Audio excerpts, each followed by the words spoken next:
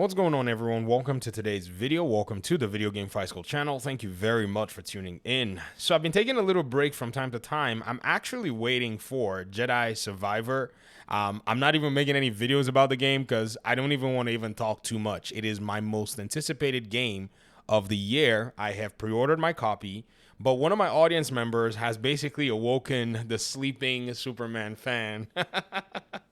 So shout out to you, Suspicious Tension. My dude, he sent me a link to a specific story about a Superman game that got pitched to Warner Brothers that never got picked up.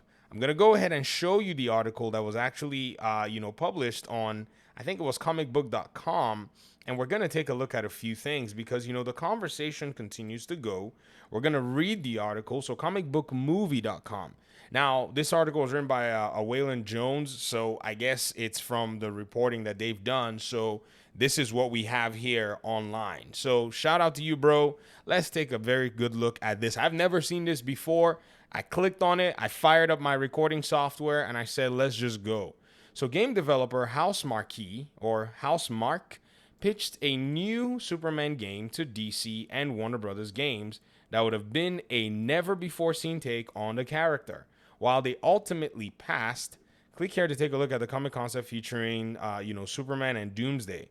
So the concept artist, Amar Jouad, I think this is how you probably say it, via Shogun Gamer, has debuted some new art on his website from a failed Superman game that Finnish developer Housemarque, or I don't know if it's Housemarque or I'll just call it Housemarque, was developing.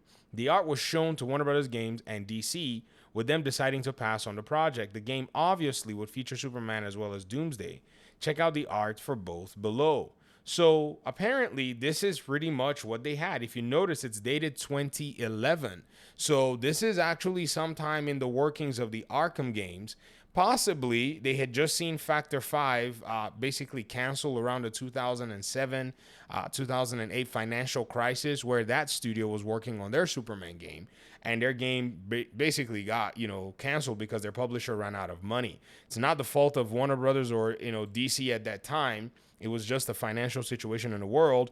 This one, I just don't know if they probably didn't believe in the project or whatever it may be, or maybe the way they pitched the project was not convincing to the heads back then, and they were just enjoying the Arkham money and all the other games that they probably had in, their arsenal.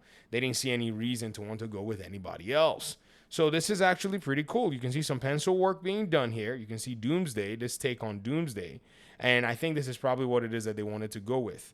A few things are quite interesting here. So according to Drew, I cannot say your name. Forgive me. The design of Superman was supposed to make him look a little worn, with him carrying the weight of the world on his shoulders. He's also sporting a redesigned S emblem, which wasn't explained. Even though this game didn't get picked up, it looks like interesting.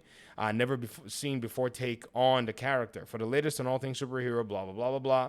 So I strongly believe that this is a project that I wish we had gotten to get, in the mix of a lot of the DC games. Superman has been the one that everyone's been asking questions about. Some people are like, man, are they ever going to make a Superman game? Or, is it going to be something that they ever get to going to do? How possible it is to make a Superman game? And I know that there are people in our community who might say, well, a Superman game is something that's not going to be easy to make, and so on and so forth. But the truth of the matter is a Superman game is actually not hard to make if you actually are going to follow a specific line of the character.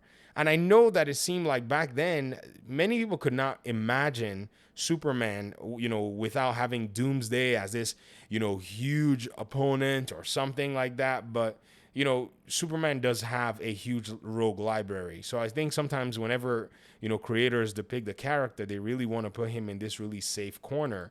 I strongly think that whomever would explore this character is going to have to really shake up things the way that we've come to understand them. It doesn't necessarily have to be, what it is that everybody may be thinking in their minds. I strongly think that at the end of the day, when you actually consider what in the world this character is capable of, what in the world the factors around this character have been from different media, you'll be able to really realize that this character is definitely someone who can actually be depicted in a very solid video game.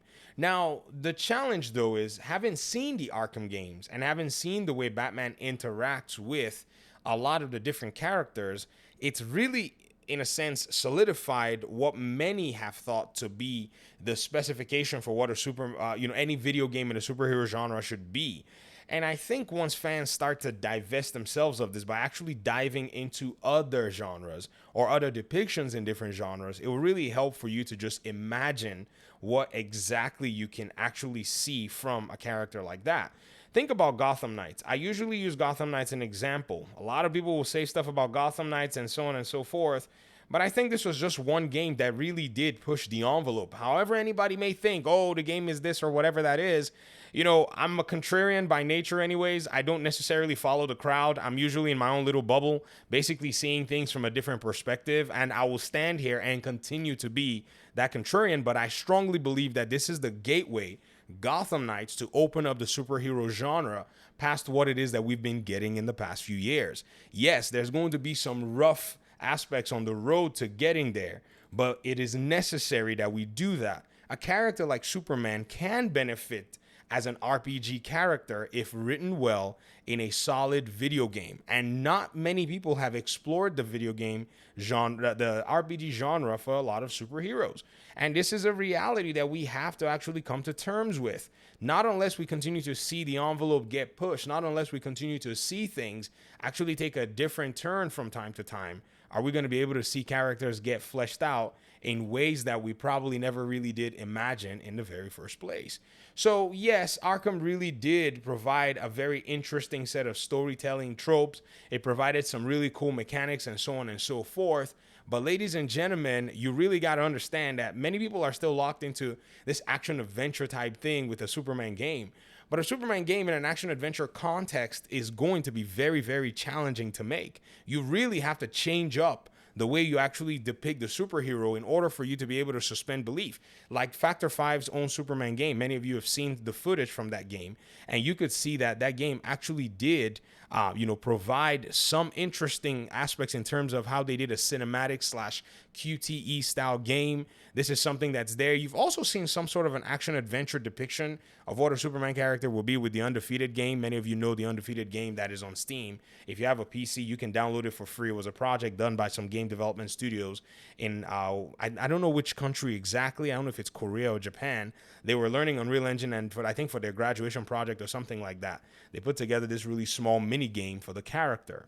So that is where I think you really have to start looking at this character from, and whomever may have the guts to go ahead and try to pull this stuff off has to do it.